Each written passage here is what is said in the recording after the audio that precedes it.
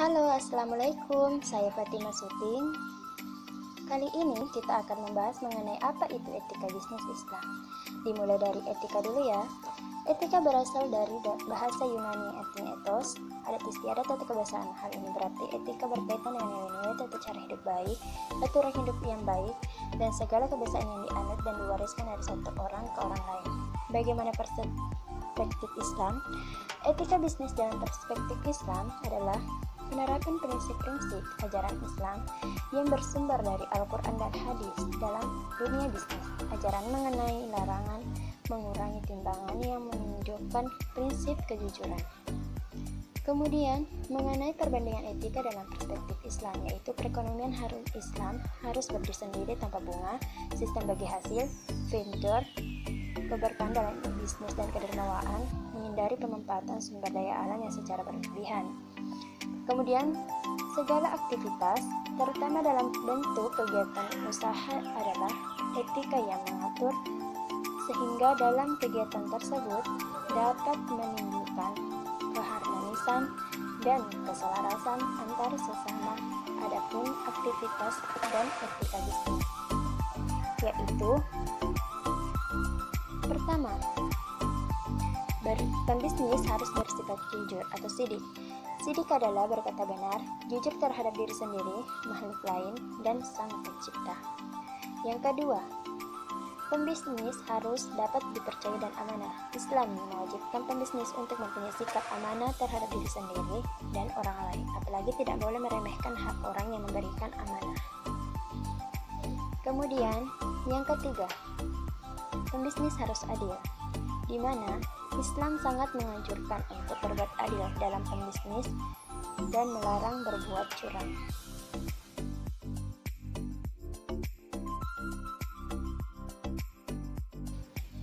Adapun beberapa distorsi kecurangan dalam perspektif Islam, yaitu pertama, rekayasa penawaran dan rekayasa permintaan. B. Penipuan. Setiap transaksi di dalam Islam harus berdasarkan prinsip kerelaan antara kedua belah pihak. C.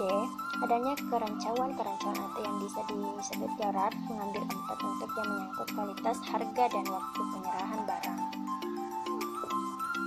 Kita beralih ke macam-macam etika bisnis dan prinsip-prinsip etika bisnis. Macam-macam etika bisnis. Yang pertama, prinsip esensial bisnis adalah kejujuran. Yang kedua, kesadaran tentang signifikasi kegiatan bisnis. Yang ketiga, tidak melakukan sumpah palsu. Dan yang keempat, ramah tamah. Dan yang terakhir, tidak boleh menjelekkan bisnis orang lain agar orang lain membeli kepadanya. Kemudian prinsip-prinsip etika bisnis. Yang pertama, prinsip kesatuan atau unity. Yang kedua, prinsip tanggung jawab.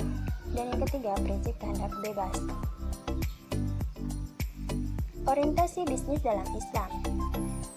Dalam menjalankan suatu bisnis, setiap pelaku usaha diwajibkan menentukan dan mengerti betul tentang tujuan bisnis tersebut. Tujuan target dalam bisnis Islam. Yang pertama, kita bahas mengenai target profit. Jika seorang memerlukan suatu, maka kita harus memberikan laba yang minimal jika perlu tanpa keuntungan.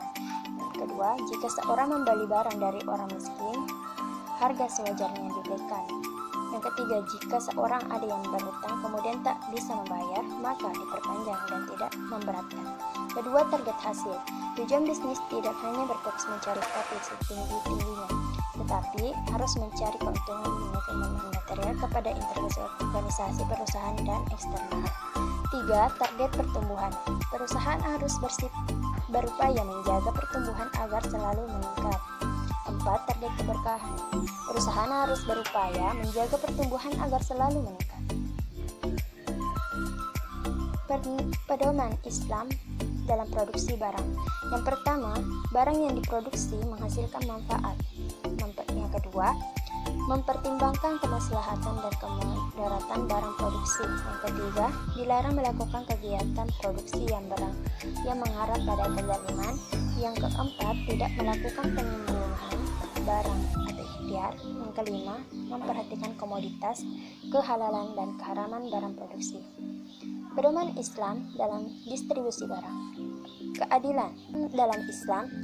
merupakan fondasi yang kokoh meliputi semua ajaran hukum Islam. Yang kedua, kebebasan. Nilai utama dalam bidang distribusi kekayaan adalah kebebasan. Nilai kebebasan dalam Islam memberi implikasi terhadap adanya pengakuan akan kepemilikan individu. Itulah pemaparan dari saya. Wassalamualaikum warahmatullahi wabarakatuh.